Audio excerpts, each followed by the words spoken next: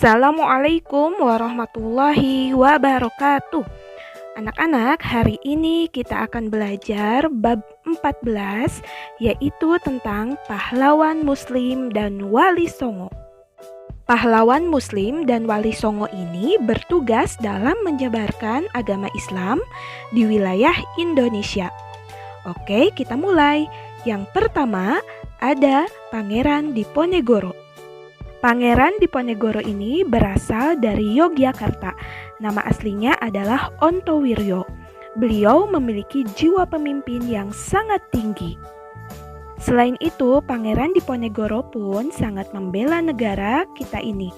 Salah satunya yaitu dengan cara melawan penjajah Belanda selama 5 tahun.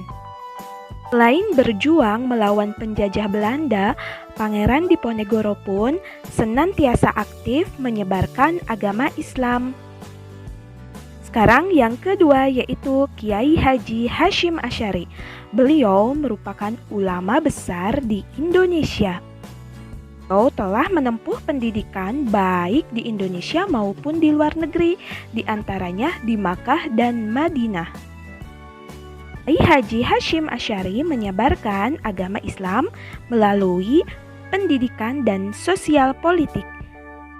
Di antaranya dengan mendirikan pondok pesantren yang berada di Jawa Timur yang bernama Tebu Ireng. Dalam bidang politik, Kiai Haji Hasyim Asy'ari mendirikan organisasi yang bernama Nahdlatul Ulama atau sering disingkat dengan NU. Yang ketiga yaitu Kiai Haji Ahmad Dahlan. Beliau berasal dari Yogyakarta, Jawa Tengah. Sama seperti Kiai Haji Hasyim Asy'ari, Kiai Haji Ahmad Dahlan pun menempuh pendidikan di Makkah dan Madinah. Beliau menyebarkan agama Islam melalui pendidikan dan kegiatan sosial keagamaan. Di antaranya mendirikan pondok pesantren Muhammadiyah dan organisasi Muhammadiyah. Baik, sekarang kita akan bahas tentang wali songo. Wali itu berasal dari bahasa Arab yang memiliki arti dekat. Wali songo artinya wali yang berjumlah 9. Songo itu artinya 9, nak, berasal dari bahasa Jawa. Wali songo bertugas menyebarkan agama Islam di Pulau Jawa. Baik, sekarang kita bahas wali songo yang pertama yaitu Sunan Gresik. Nama aslinya yaitu Maulana Malik Ibrahim. Sunan Gresik ini bukan berasal dari Indonesia, melainkan dari wilayah Afrika Utara, tepatnya yaitu wilayah Maghrib. Makanya Sunan Gresik ini memiliki sebutan Syekh Maghribi. Sunan Gresik merupakan orang Islam pertama yang masuk ke tanah Jawa. Kedua yaitu Sunan Ampel. Sunan Ampel merupakan anak dari Sunan Gresik. Sunan Ampel mendirikan pondok pesantren Ampel Denta. Selain itu, Sunan Ampel pun terkenal dengan memiliki falsafah, namanya yaitu falsafah Moh5. Artinya yaitu 5 hal yang dilarang untuk dilakukan. Tidak moh main, tidak mau berjudi, moh ngombe, tidak mau minum minuman keras, moh maling, tidak mau mencuri, moh madat, tidak mau mengkonsumsi narkoba, dan yang kelima yaitu moh madon, tidak mau mendekati perbuatan zina. Yang ketiga yaitu Sunan Bonang. Sunan Bonang merupakan anak dari Sunan Ampel. Beliau memiliki cara dakwah yang berbeda, yaitu dengan menggunakan kesenian rakyat. Keseniannya yaitu berupa seperangkat gamelan yang disebut bonang. Ananda bisa lihat sendiri gambar bonang itu seperti apa ya, nak?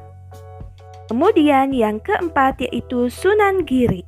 Sunan Giri ini berasal dari Jawa Timur, tepatnya lahir di kota.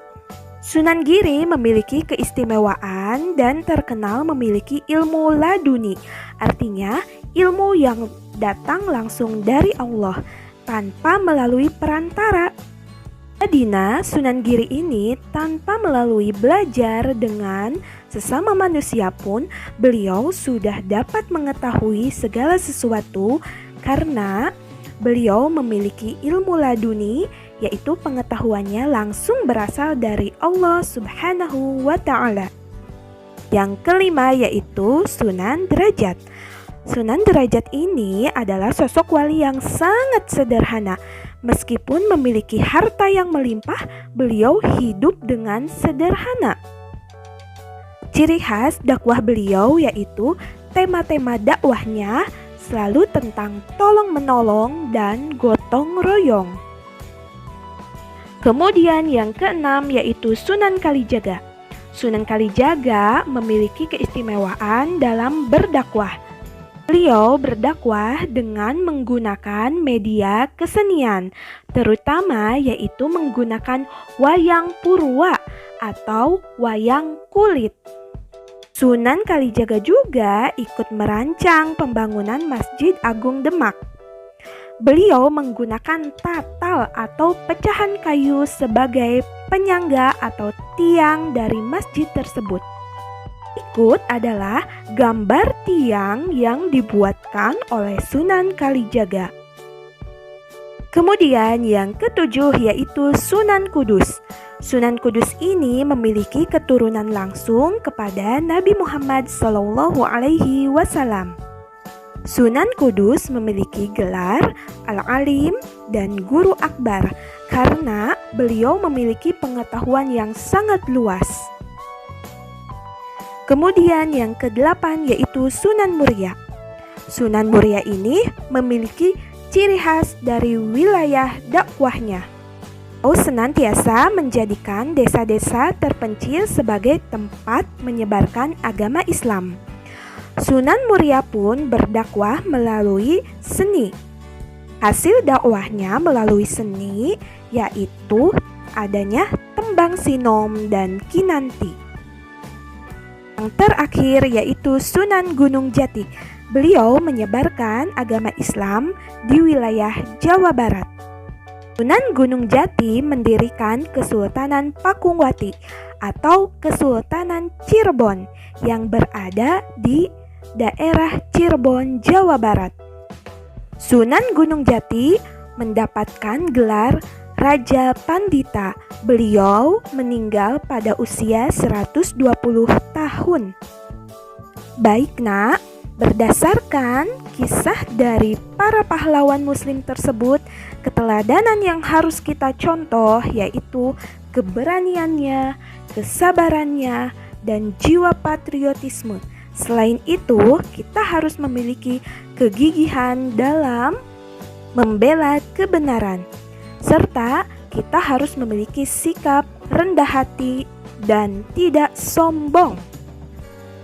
Semoga kita bisa meneladani sifat-sifat terpuji dari para pahlawan muslim dan wali songo. Nah, ada tugas yang ibu berikan yaitu kalian menuliskan nama-nama wali songo dan pahlawan muslim serta tuliskan pula jasa-jasa dari mereka. Sekian dari ibu. Wassalamualaikum warahmatullahi wabarakatuh.